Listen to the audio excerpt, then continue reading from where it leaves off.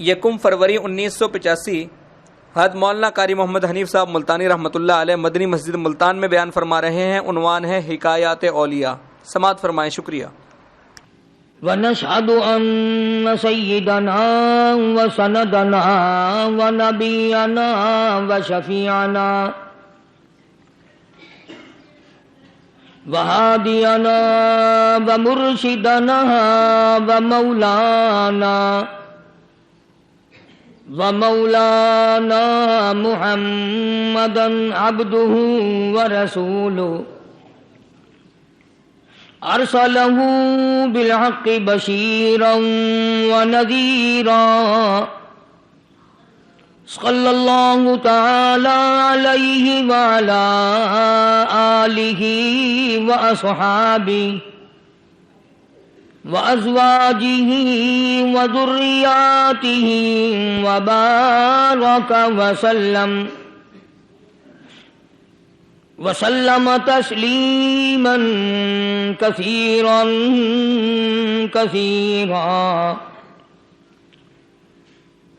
أما بعد فأعوذ بالله السميع العليم من الشيطان الرجيم. بسم الله الرحمن الرحيم.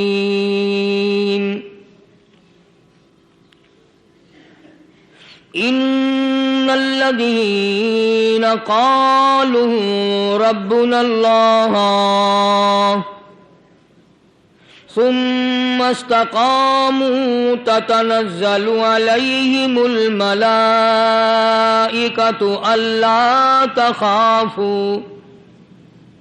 لا تخافوا ولا تحزنوا وأبشروا بالجنة التي كنتم توعدون.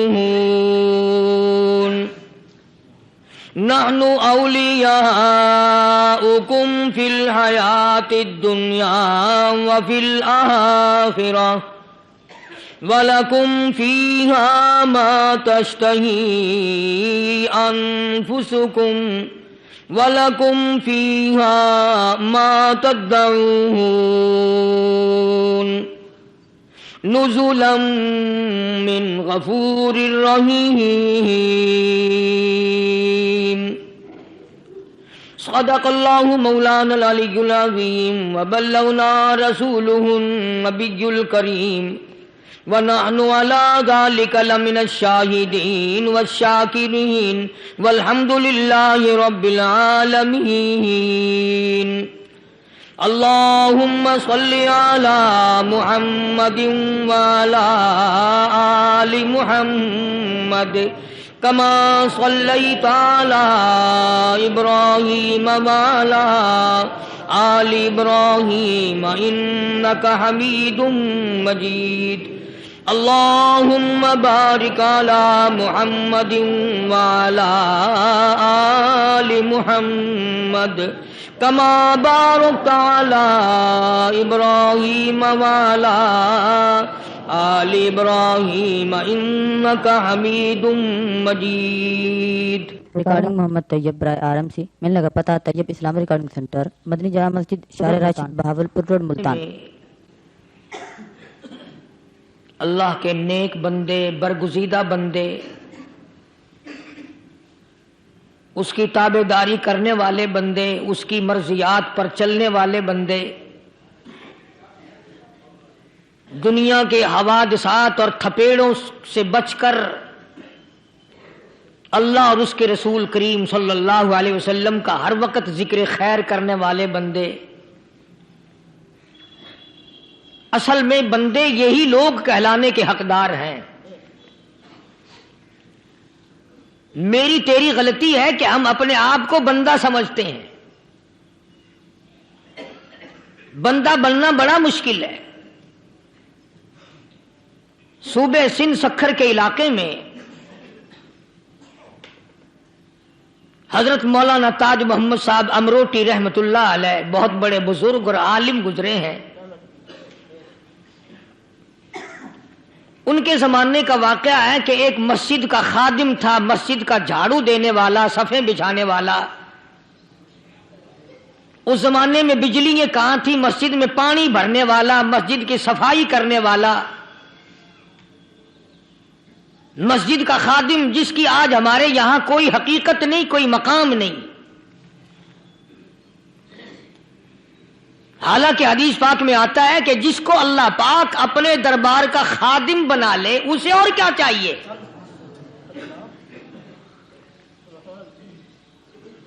صدر کے ایوان صدر کے جھاڑو دینے والے کو فخر ہے میں ایوان صدر کا خادم ہوں، گورنر ہاؤس کے جھاڑو دینے والے کو فخر ہے میں گورنر ہاؤس کا خادم ہوں، کمشنر کے خادم کو فخر ہے میں کمشنر کا خادم ہوں، اور یہاں کوئی فخر نہیں کہ میں اس حکم الحاکمین کے دربار کا ایلچی ہوں۔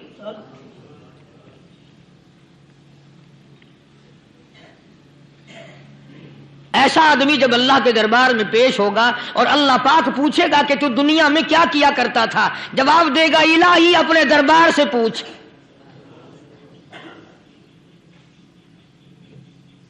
تو مسجد کا خادم تھا، نیک آدمی تھا، لوگوں کو اس کی حقیقت کا پتہ نہ تھا۔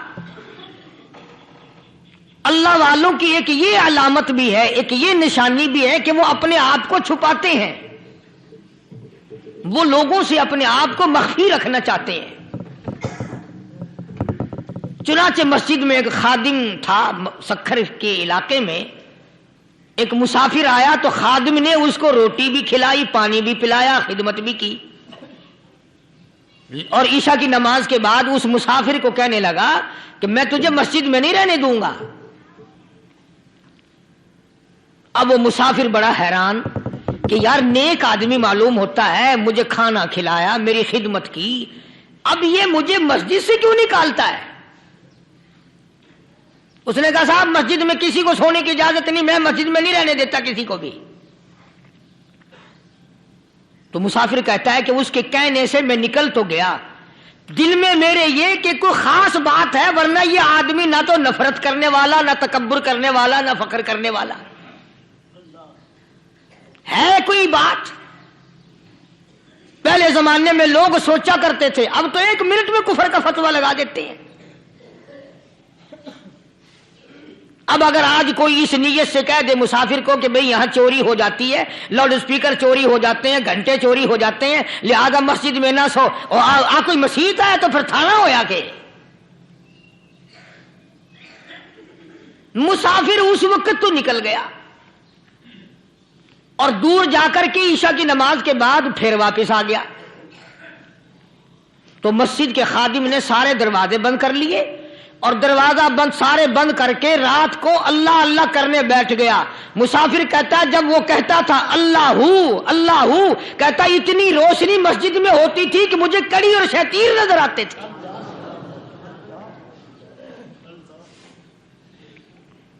ساری رات وہ نہ سویا۔ یہ جو جھنڈے لگا کے بیٹھے ہیں انہیں کون ولی کہتا ہے؟ ولی کو جھنڈا لگانے کی ضرورت کیا پڑی ہے؟ صبح ہوئی، اذان سے کچھ دیر پہلے اس مسجد کے خادم نے دروازے کھولے، لوگ آ گئے۔ اب اس مسافر نے تو حال دیکھ لیا تھا۔ صبح کی نماز کے بعد کہنے لگا حضرت جی آپ نے چھپانے کی تو بڑی کوشش کی، پر میں نے پھر بھی دیکھ لیا، میرے لیے دعا فرماؤ، میرے لیے کوئی دعا فرماؤ۔ چنانچہ اس اللہ والے نے، اس مسجد کے خادم نے، اس ولی نے اس کے لیے دعا کیا کی؟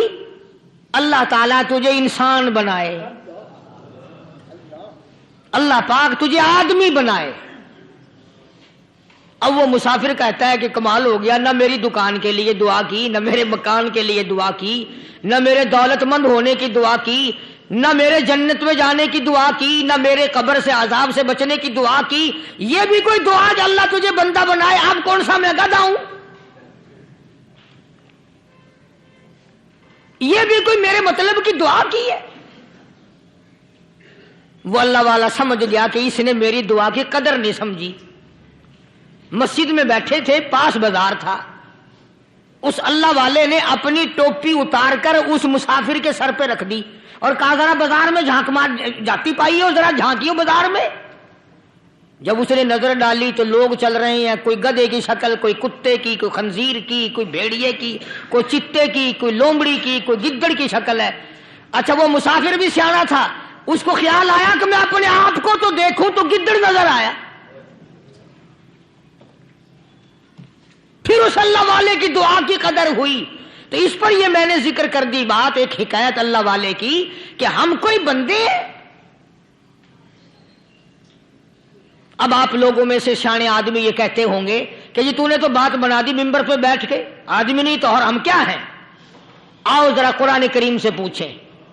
فرمایا لہم قلوب لا یفقہون بہا، اللہ پاک جل شانہ فرماتے ہیں جس کا دل قرآن کریم سمجھنے کا عادی نہیں، لہم قلوب لا یفقہون بہا، جس کا دل قرآن سمجھنے کے لیے تیار نہیں، وَلَهُمْ أَعْيُنٌ لَا يُبْصِرُونَ بِهَا، جس کا کان اللہ کا قرآن سننے کے لیے تیار نہیں،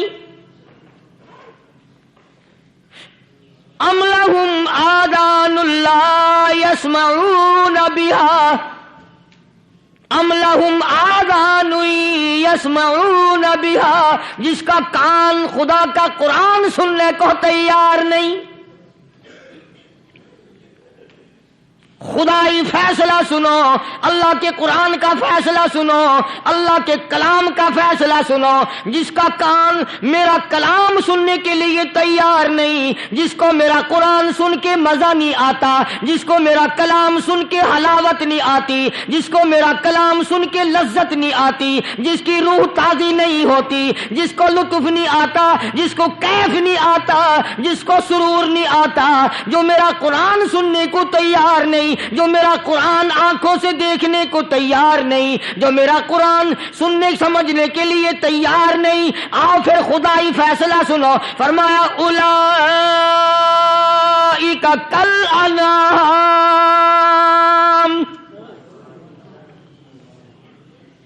میرا فیصلہ نہیں، کسی پارٹی کا فیصلہ نہیں، کسی فرقے کا نہیں، کسی طبقے کا نہیں، کسی جماعت کا نہیں۔ فرمایا اولئک الانعام، پیدا کرنے والا مالک و خالق کہتا ہے مجھے اپنی کبریائی کی قسم یہ سارے جانور ہیں،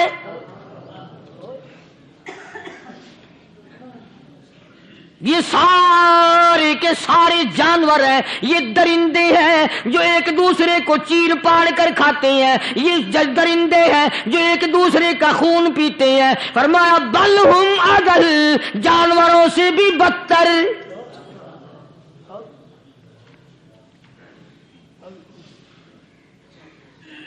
جس کے دل میں قرآن سن کر ترس نہیں، جس دل میں رحم نہیں، اپنے سے کمزور دیکھ کر جس کے دل میں شفقت نہیں، مہربانی کا مادہ نہیں، فرمایا وہ کوئی بندہ ہے، وہ تو جانور ہے۔ اور خدا غضب میں آ گیا، فرمایا بل ہم اضل، اس سے بھی بدتر۔ اللہ والے جو ہیں وہ ان خصلتوں کو دور کراتے ہیں، اور وہ آدمی کے مزاج اور دل میں سے ایسی چیزیں نکالتے ہیں جو اس کی بربادی کا ذریعہ بنتا ہے۔ دل کی بیماریوں کا کسی کو فکر نہیں، بخار ہو جائے آپ چڑھ جائے آپ کو پتہ چل جاتا ہے، نزلہ ہو جائے آپ کو پتہ چل جاتا ہے، کھانسی ہو جائے پتہ چل جاتا ہے، دل کی بیماریوں کا کیا پتہ چلے؟ صحابہ اکرام رضوان اللہ تعالی علیہ مجمعین کی جماعت کے اللہ پاک کے محبوب حضرت محمد الرسول اللہ صلی اللہ تعالی علیہ وسلم نے دلوں کی صفائی کی۔ پہلے لوگ جھونپڑیوں میں کچے کوٹھوں میں رہتے تھے، نہ اتنی صفائی تھی نہ اتنی ترقی تھی۔ آج برتنوں کی صفائی دیکھو، کپڑوں کی صفائی دیکھو، مکان کی صفائی دیکھو، رات دن بس اسی دھندے میں لگے ہوئے، سارا دن برتن دھونے سے فرصت نہیں، سارا دن کپڑوں کے بناؤ اور سنوار میں فرصت نہیں۔ تو اللہ والے ایسے موقع پر بڑی عجیب بات کہتے ہیں. وہی مجذوب ہے. مجذوب علی رحمت کہتے ہیں بظاہر تو ہر شے میں بے حد صفائی، بظاہر تو ہر شے میں بے حد صفائی، مگر دل میں ہے گندگی انتہائی. بظاہر تو ہر شے میں چہرے کی صفائی، بدن کی صفائی، نہ جانے کتنی قسم کا صابن ہے، نہ جانے کتنی قسم کے پاؤڈر ہیں، نہ جانے کتنی قسم کے شیمپو ہیں، نہ جانے کتنی قسم کے کپڑے ہیں، کیا چال ڈھال ہے، کیا نئے نئے ڈیزائن ہے. مجذوب کہتا سب کچھ دیکھ لیا، بظاہر تو ہر شے میں بے حد صفائی، مگر دل میں ہے گندگی انتہائی.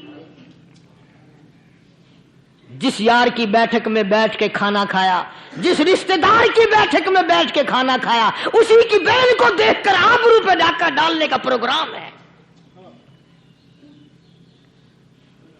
جس دوست کے گھر میں بیٹھ کے کھانا کھایا، اسی دوست کی بیوی کی عزت لوٹنے کا پروگرام ہے. پرانے زمانے میں اب بھی دلی جیسے شہر میں اگر دعوت کی جاتی ہے تو وہاں ایک تشتری میں نمک آتا ہے سب سے پہلے. عرب میں بھی دستور تھا پرانے زمانے میں، اگر کوئی دعوت کرتا، کوئی تقریب کرتا، سب سے پہلے نمک آتا تھا. ایک ایک انگلی ہر شخص نمک چاٹتا تھا. کیا مطلب؟ جس نے نمک چاٹ لیا اب وہ نمک حرامی نہیں بنے گا.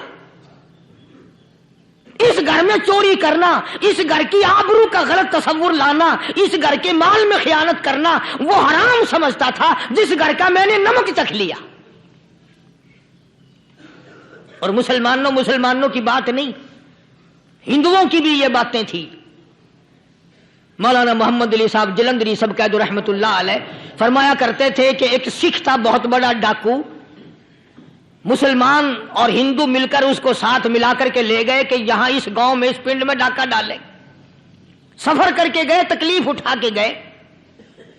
اس سکھ ڈاکو نے پوچھ لیا کہ یہ کون سا گاؤں ہے کہ یہ فلانا ہے.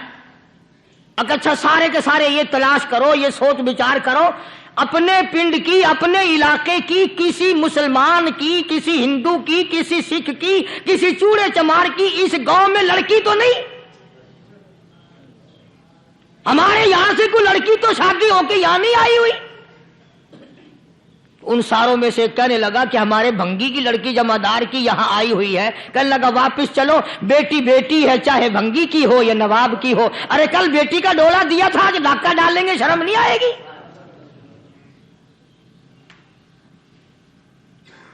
آج وہ تصور کہاں چلے گئے؟ اور ہم سب روتے پھرتے ہیں، سکون نہیں، سکون نہیں، اطمینان نہیں. ارے اطمینان آئے گا کیسے؟ ہمارے دل بے ایمان ہے، نیتیں خراب ہے، آئے گا کہاں سے؟ صحابہ کرام رضوان اللہ تعالی علیہ مجمعین کی جماعت نے اس قدر اس بات پہ محنت کی اور کوشش کی کہ غلط لقمہ بھی پیٹ کے اندر نہ چلا جائے. چنانچہ میں علی الاعلان کہتا ہوں 1,29,000 صحابہ کرام، کالی کملی والے کے دیوانے اور پروانے، حضور کے یار جانثار، حضور کے ساتھ فاقہ کھانے والے، فاقوں مرنے والے، پتھر کھانے والے، اپنے بچوں کے ٹکڑے ہوتے ہوئے دیکھ کر لا الہ الا اللہ محمد الرسول اللہ کی صدا بلند کرنے والے صحابہ کرام کا یہ حال تھا. پیدل سفر کر کے جاتے تھے یہودی عیسائی، شام نکل گئے، فلسطین نکل گئے، ہندوستان آ گئے، 2 سال لگ جاتے تھے. اپنی جوان بیٹیوں کو مسلمانوں کے گھروں میں چھوڑ کے آ جاتے تھے. کبھی نکاح نبوت نے جن کو رنگ دیا تھا، کبھی کسی صحابی پہ ذرہ برابر الزام نہیں لگا. ان یہودیوں کا، ان عیسائیوں کا یہ عقیدہ تھا کہ محمد صلی اللہ علیہ وسلم کے جو غلام ہیں ان کی نگاہ بھی پاک ہے، ان کے دل بھی پاک ہیں، ان کے ارادے بھی پاک ہیں، ان کے ہاتھ بھی پاک ہیں.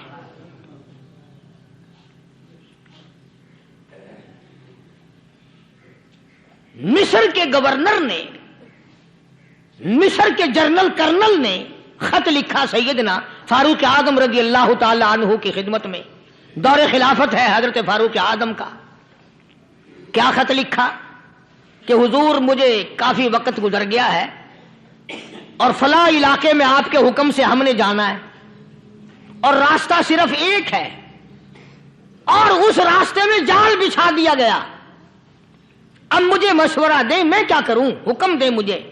جال کیا بچھا دیا گیا کہ ہمیں پتہ چل گیا ہے عیسائیوں نے پروگرام بنایا, سینکڑوں لڑکیاں تلاش کر کر کے بڑی خوبصورت حسینہ اکٹھی کی ہیں, ان کو گانے بجانے کی ٹریننگ دی ہے, ان کو اچھی اچھی آوازوں والی لڑکیاں ڈھونڈ کے لائے ہیں اور انہوں نے یہ پروگرام بنایا کہ جب مسلمانوں کی فوج اس گلی سے گزرے گی ان کوٹھوں کے اوپر چڑھ کے گانا بجانا کریں گے تاکہ ان کے دل میں بدماشی آئے اور ان کا بیڑا غرق ہو.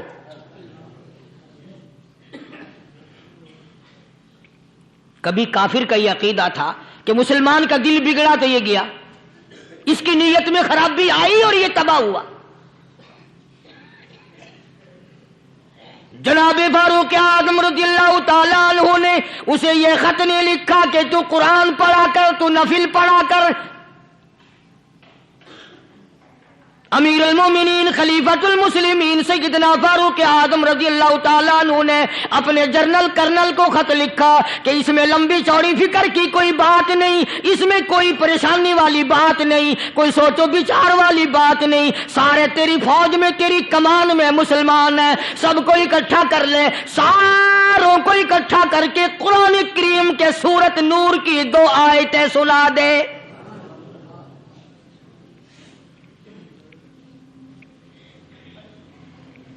یہ بھی نہیں فرمایا کہ سزا سناؤ, اتنے کوڑے لگیں گے, جو خلاف کرے گا یوں قید ہوگی, یوں کورٹ مارشل کر دیا جائے گا, کچھ نہیں. جناب فاروق اعظم رضی اللہ تعالیٰ عنہ کی رائے دیکھو, ان کے خیال میں قرآن کریم میں اتنی بڑی طاقت ہے, اتنی بڑی عظمت ہے, اتنی بڑی کرامت ہے, کلام الہی میں اتنا بڑا شرف ہے. اعلان کر دیا, فرمایا اپنے کرنل کو ساری فوج کو لشکر کو اکٹھا کر کے قرآن کریم کی فلاں فلاں آیت سنا دے.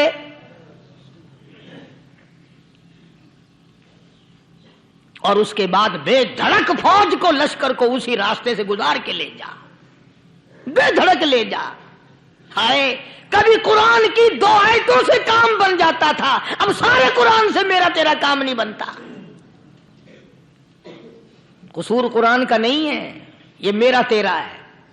یہ تو اتنی وفادار کلام ہے, اتنی پاک کلام ہے, خدا کی قسم ہزاروں رجسٹروں کے گتے, ہزاروں چائے کے ڈبے, ہزاروں مٹھائی کے ڈبے, لاکھوں کروڑوں دوائیوں کے ڈبے گندے نالوں پہ, کوڑیوں پہ, روڑیوں پہ پڑے ہیں, اور جس گتے نے قرآن کے ساتھ یاری لگا لی, خدا کی قسم کوئی آدمی بغیر وضو اس گتے کو بھی ہاتھ نہیں لگا سکتا. ہزاروں نہیں لاکھوں کپڑے مارکیٹ میں پڑے, پر جس کپڑے نے قرآن سے یاری لگا لی, جو کپڑا جسدان بن کر قرآن پہ چڑھ گیا, لوگ اس کو بھی چومتے ہیں اور چومنا چاہیے. یارو کپڑے نے قرآن سے یاری لگائی تو کپڑا عظمت والا بن گیا, گتے نے یاری لگا لی تو گتا بن گیا. ہزاروں قسم کے کاغذات روزانہ ذلیل ہوتے پھرتے ہیں, جس کاغذ پہ قرآن لکھا گیا وہ عظمت پا گیا, جس سیاہی سے قرآن لکھا گیا وہ سیاہی عظمت والی بن گئی. ارے اگر مسلمان قرآن کو اپنے اندر پیدا کر لے, اس کی عظمت کو بسا لے, اس کو اپنا لاہ عمل بنا لے, اس کو اپنے سر پہ رکھ لے, تو کیا یہ بندہ قرآن کے ساتھ وفاداری کرے تو قرآن کیا خیال ہے, قرآن بے وفائی کر دے گا؟ یقین نہیں, یقین اصل بات اعتقاد کی ہے. یقین کا تو یہ عالم بنا ہوا کہ اگر کوئی چوری کا معاملہ ہو جائے اور کسی پر شبہ ہو, اگر اسے کہو کہ قرآن اٹھا دے تو دیر نہیں لگائے گا, اور اگر کہے کہ فلانی خانگاہ کا کنڈا مار دے, کہ یہ کام میں نہیں کرتا. خانگاہ کے کنڈے پہ ایمان ہے, قرآن پہ ایمان نہیں. اس پر یقین ہے کہ پیر اندھا کر دے گا, اور یہاں یقین نہیں کہ جس خدا نے پیدا کیا اگر میں نے جھوٹا قرآن اٹھایا تو وہ برباد کر دے گا.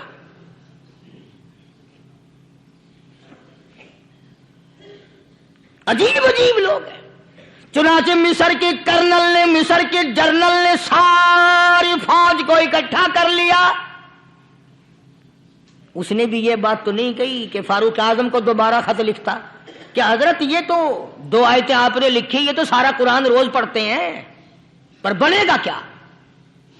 جیسے فاروق اعظم کا یقین تھا، فاروق اعظم کی فوج کے کرنل کا بھی یقین ہے، فاروق اعظم کے فوج کے جنرل کا بھی یقین ہے، اس نے ساری فوج کو اکٹھا کیا، لشکر کو جمع کیا، اور اس کے بعد کہنے لگا قل للمؤمنین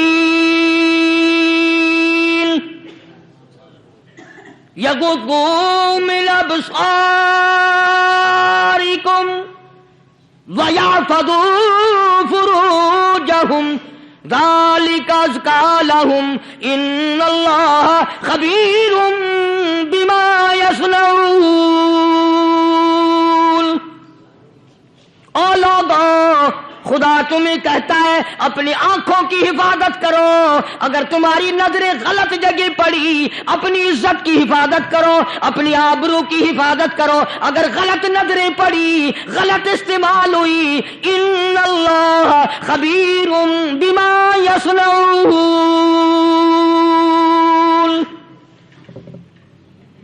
اللہ پاک تمہاری ساتھ ساتھ ہے، وہ ہر چیز کو دیکھتا جائے گا، وہ ہر چیز تمہاری دیکھے گا۔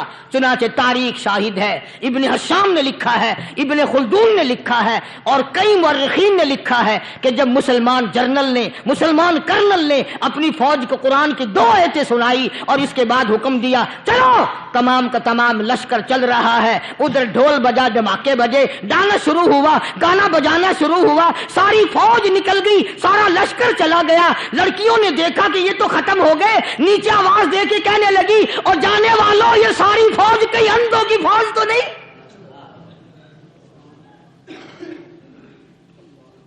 یہ حسن کا نظارہ اور یہ ڈانس اور یہ آواز، ہم ناچ ناچ کے تھک گئی، کوئی سر نہیں اٹھاتا۔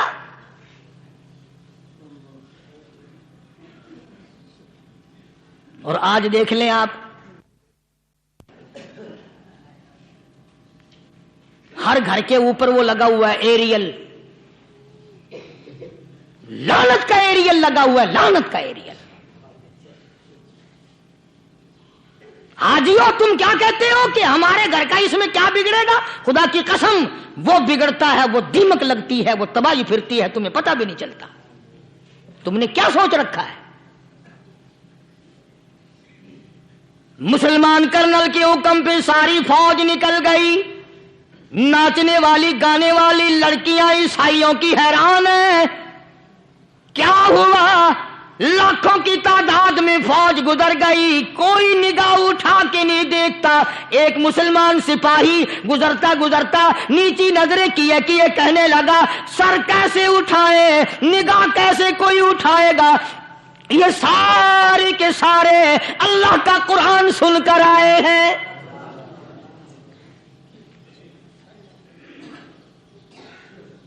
کیسے کوئی نگاہ اٹھائے گا؟ کیسے کوئی سر کو اٹھائے گا؟ یہ سارے کے سارے اللہ کا قرآن سن کر آئے ہیں۔ ان کا عمل ہوا نا قرآن پہ، ان کے عمل کا کتنا بڑا اثر پڑا۔ مورخین نے لکھا، ابن حشام لکھتا ہے عیسائی لڑکیوں نے چھلانگیں لگا دی، کوٹھی سے نیچے آ گئی، کہنے لگی عام مسلمانوں وہ قرآن ہمیں بھی سنا کے جاؤ جس میں اتنی اسپرٹ ہے، اتنی طاقت ہے، جو حسن کے نظارے سے روک دے، جو گانے بجانے سے روک دے۔ یہ تو آدمی کے دل کا سکون ہے، نہ گانا سنتے ہو نہ حسن کا نظارہ کرتے ہو، جاتے والے یوں نہ جاؤ، ہمیں بھی وہ قرآن سنا کے جاؤ۔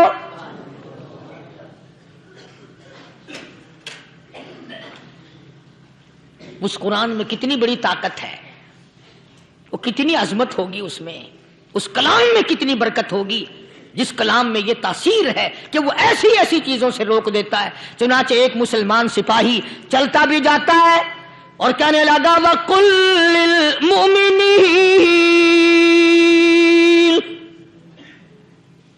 وَقُلْ لِلْمُؤْمِنِينَ، قرآن کی آیت پڑھ کے سنائی۔ سینکڑوں نہیں بے شمار لڑکیاں ایک مسلمان کی زبان سے اللہ کا قرآن سن کے کہنے لگی اور جانے والوں چھوڑ کے نہ جاؤ، ہمیں بھی کلمہ پڑھاؤ۔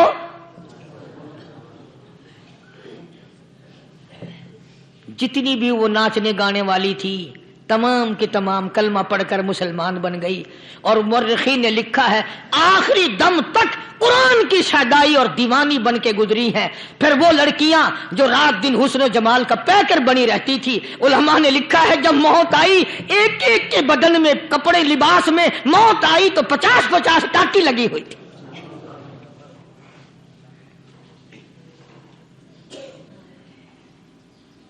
बज़ाहिर तो आज भी बड़ी झाड़ा पूंजी है, बड़ी सफाई है, बड़ी दौड़ धूप है। इसी को मजज़ूब अल-ऐलान कहता बज़ाहिर तो हर शय में बेहद सफाई, मगर दिल में है गंदगी इंतहाई, कभी इसके धोखे में आना न भाई, ये सब है रियाई, ये बस है रियाई, ये तो चीज ही कुछ नहीं। बड़े बड़े धंधे हमें पलटते देखे, बड़े बड़े निजाम बिगड़ते देखे। मोहम्मद अरबी सल्लल्लाहु ताला अलैहि वसल्लम के दरबार में बड़े बड़े लोग आते थे। अल्लाह गनी, निगाह नबूवत ने जिसको रंग दिया, सुभान अल्लाह, फिर कीमत तो बन गया, वो इस्लाम की दौलत से पीछे ना हटा। कोई पीछा फिर के देखा ही नहीं कि हम क्या कर रहे हैं। एक लज्जत थी, एक कैफ था, एक सुरूर था सहाबा किराम को। कहां से वो चीज हम लाएं, कैसे हम में वो चीज पैदा होगी। जंगे बदर हुआ, बड़ी बेहतरीन बात है, तवज्जो लिख के ले जाओ, इंशाअल्लाह कब्रों में दुआएं दोगे। जंगे बदर हुआ, 70 से ज्यादा काफिर पकड़े गए, मदीने में पकड़ के कैदी बना करके लाए गए। तंगदस्ती का जमाना है, 1 साल नहीं हुआ मुसलमान उजड़ के आए थे, मार खा के आए, परेशान होकर आए, धन दौलत छोड़कर लुटा कर आए। इनके पल्ले क्या था। शाम का वक्त हुआ, मदनी करीम सल्लल्लाहु ताला अलैहि वसल्लम ने मस्जिद के दरवाजे में खड़े होकर ऐलान फरमा दिया, कौन है, कौन है जो मेरे मेहमानों को खाना खिलाए। और वो मेहमान कोई शहंशाह नहीं थे, हैं भी काफिर, हैं भी इस्लाम के दुश्मन, आए भी सहाबा किराम को मारने, मैदान जंग से पकड़ के लाए गए, जंगी कैदी हैं। उस नबी की तरफ कभी मुंह किया कर जिस नबी का तू गुलाम है, उम्मती बना फिरता है। फरमाया कौन है जो मेरे मेहमानों को खाना खिलाए। साहबा किराम में से किसी ने 2 पकड़ लिए, किसी ने 1 को साथ ले लिया। एक नादार सा गरीब सा सहाबी है, उसने साथ ले लिया एक मेहमान और घर लेके गया। बीवी को कहने लगा कि खाना कितना है, कि बस 1 आदमी जोगा है, 1 आदमी की काफी होगा। कान में कहने लगा अपनी बीवी के, दस्तूर था अरब का, मेहमान और मेजबान इकट्ठे खाया करते थे। अपनी घरवाली के कान में कहने लगा कि इसके आगे खाना रख देंगे मेहमान के, जब ये खाना शुरू कर देगा किसी बहाने से दीवा बुझा दियो, मैं यूं ही मुंह को खाली हिलाता रहूंगा, ये खाना खा लेगा, पेट भर जाएगा इसका। चुनाचे खाना आगे रख दिया, जो कुछ भी था। उसने खाना शुरू किया कि जी आप भी खाएं, कि हाँ हाँ मैं भी खा रहा हूं। बस यूं ही खाने में भी हाथ लगाए, मुंह को भी हाथ लगाए और मुंह को चलाए भी बराबर। बीवी ने चिराग बुझा दिया। ये अमल तो सहाबी कर रहा है अपने घर में।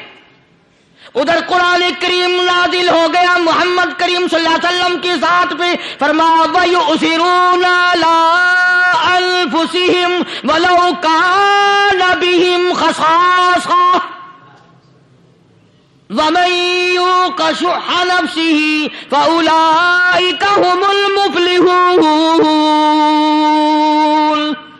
और मेरे महबूब मुबारक हो, तेरी उम्मत में ऐसे लोग भी हैं जो अपना मुंह खाली हिला रहा है, बीवी भूखी बैठी है, चिराग बुझाए बैठी है और अपने हाथ को खाली चला रहा है और मेरे बंदे का पेट भर रहा है। और मेरे महबूब, मुझे अपनी अजमत की कसम, मैं तेरे इन दीवानों पे जन्नत वाजिब कर चुका।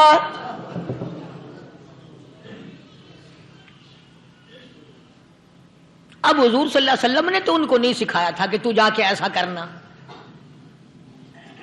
قدرتی مزاج ایسا بنا دیا تھا۔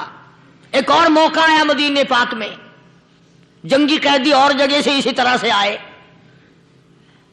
ایک صحابی ایک اور آدمی کو، جنگی قیدی کو کافر میں گھر لے گیا۔ بیوی کہنے لگی کہ ایک ہی آدمی کا کھانا ہے بس، انہوں نے کہا اس کو دے دو۔ وہ کافر جنگی قیدی کہنے لگا جی آپ بھی کھائیں، کہنے لگا بھی بات ہے صاف، ایک آدمی کا کھانا ہے، تو کھانا کھا، میں درخت کے پتے چبا لیتا ہوں۔ وہ کہنے لگا میں کھاؤں گا پتے، انہوں نے کہا تو رئیس آدمی ہے مکے کا، میں پرانا غریب ہوں، مجھے پتے چبانے کی عادت ہے، تیرے پیٹ میں درد نہ ہو جائے، میں عادی ہوں پتے چبانے کا۔ اس نے پتے چبا لیے۔ کافر مسافر اور مہمان جو تھا جنگی قیدی، اس کو کھانا کھلا دیا۔ دوسرے دن پھر ایسی نوبت آئی، اس نے کہا آپ بھی میرے ساتھ کھانا کھائیں؟ نے کہا نہیں بھائی تو کھا، میں پتے چبانے کا عادی ہوں۔ 2 دن تو اس کافر نے کھانا کھا لیا، اور جب تیسرے دن اس کے آگے کھانا آیا، انہوں نے کہا بھائی تو ہی کھا، بس اتنا ہی کھانا ہے، میں تو میاں بیوی ہم تو پتے چبا لیں گے۔ اور کہنے لگا مدینے والوں تم خود پتے چباتے ہو، دشمنوں کو کھانا کھلاتے ہو، آج میری بھی ایک شرط ہے، پہلے کلمہ پڑھا پھر کھانا کھلا۔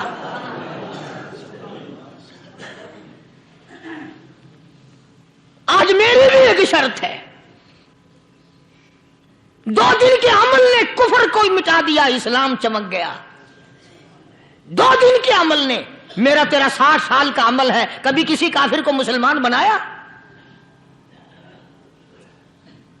الٹے ہی کام، ہر غلط، ہر معاملہ الٹا ہی ہے۔ ہر آدمی بیزار ہوتا ہے، یار دین تو کچھ نہیں، یار اسلام کچھ نہیں، یارو ایمان کچھ نہیں۔ اسی کو قرآن کریم نے للکار کی آواز دے کے فرما دیا لوگوں ایسی گڑبڑ نہ کرو ورنہ میں وہ خدا ہوں فأخذتكم الصاعقة وأنتم تنظرون۔ جبریل امین نے ایک چیخ ماری، ساری قوم کے جگر پھٹ گئے۔ میں وہ خدا ہوں، لا تركضوا وارجعوا إلى ما أترفتم فيه ومساكنكم لعلكم تسألون۔ لوگ مکان چھوڑ کے بھاگتے ہیں، ماحول چھوڑ کر بھاگتے ہیں، معاشرہ چھوڑ کر کے بھاگتے ہیں۔ خدا کہتا آؤ جن مکانوں پہ تمہیں ناز تھا وہ یہ کھڑے بھاگ آ رہے ہو۔ اسی کو قرآن کریم کہتا ہے ان الذین قالوا ربنا اللہ ثم استقاموا، وہ آدمی جس نے لا الہ الا اللہ محمد الرسول اللہ صلی اللہ علیہ وسلم پڑھا، اللہ کی توحید کا اقرار کر لیا، او میرے مالک تیرے سوا میرا کوئی مشکل کشا نہیں، حاجت روا نہیں، میرے دل کے بھید کو جاننے والا نہیں، میری بگڑی بنانے والا کوئی نہیں، اجڑوں کو بسانے والا کوئی نہیں، کھیتی کو آباد کرنے والا کوئی نہیں، ایک دانے سے سینکڑوں دانے بنانے والا تیرے سوا کوئی نہیں۔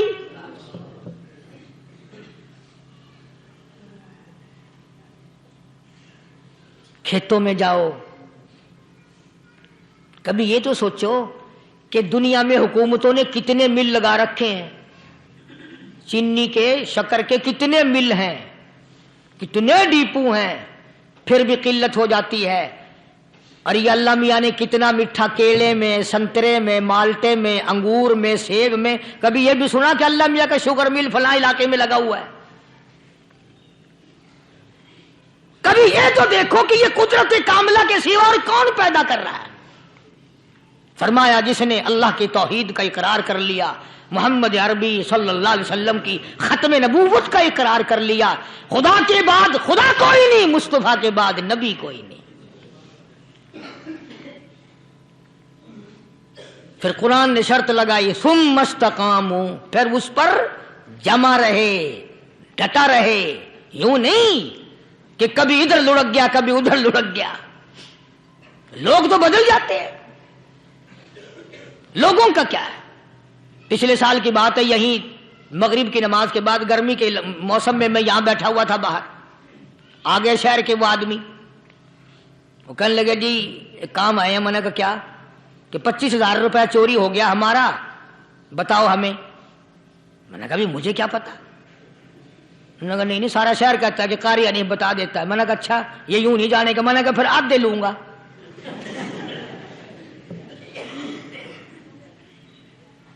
25,000 گم ہوئے ہیں نا، 12.5 میرے 12.5 تمہارے۔ کہنے ہیں دیکھو نا جی بال بچے چھوٹے چھوٹے غریب بچے ہیں جن کے وہ پیسے ہیں۔ میں نے کہا اچھا میں بادشاہ لگا ہوا ہوں؟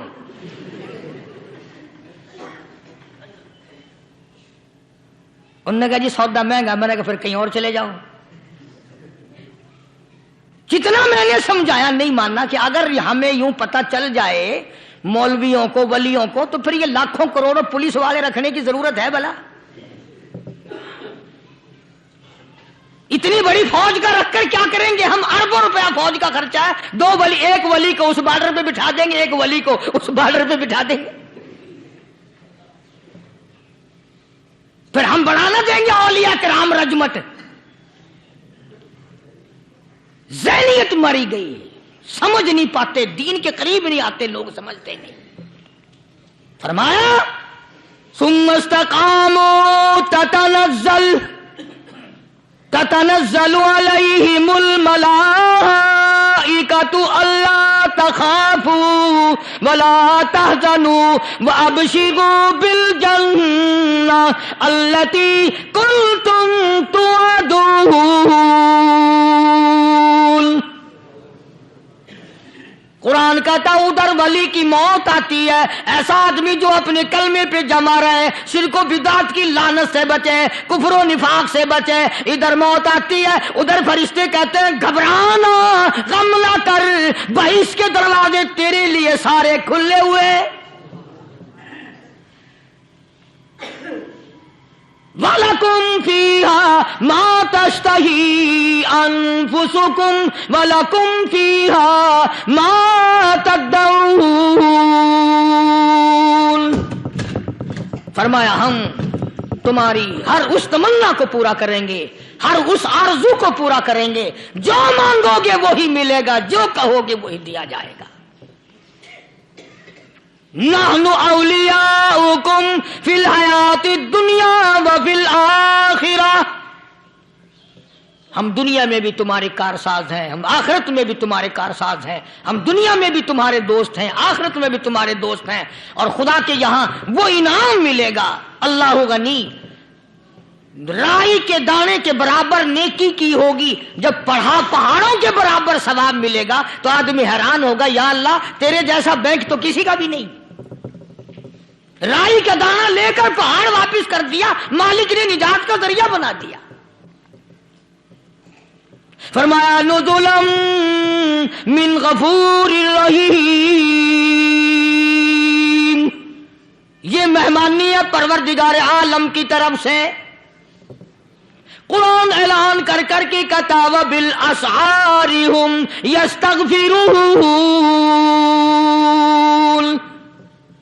اللہ پاک فرماتے ہیں میرے بندوں کی نشانی یہ ہے کہ وہ آخری رات میں بڑے ویلے سحری کے وقت اٹھ کر استغفار کرتے ہیں، اللہ کے حضور میں معافی مانگتے ہیں، روتے ہیں، عاجزی کرتے ہیں۔ کہتا کہ ایک تڑپ سی دل میں امنگتی ہے، ایک درد جگر میں ہوتا ہے، ایک تڑپ سی دل میں امنگتی ہے، ایک درد جگر میں ہوتا ہے، ہم رات کو رویا کرتے ہیں جب سارا عالم سوتا ہے۔ سب لوگ سوئے ہوئے ہوں اور اللہ کا دروازہ کھٹکھٹا، اندھیرے میں مالک کائنات کے سامنے جھولی پھیلا، اپنی بگڑی کا سوال کر، اپنی مشکلات اس مالک کے سامنے پیش کر جو سارے جہان کا خالق و مالک ہے۔ عقیدہ بھی بناؤ، اعمال بھی بدلو، مزاج بدلو، طبیعتوں میں انقلاب لاؤ، اور لوگوں ان گھروں کو مسلمانوں والے گھر بناؤ۔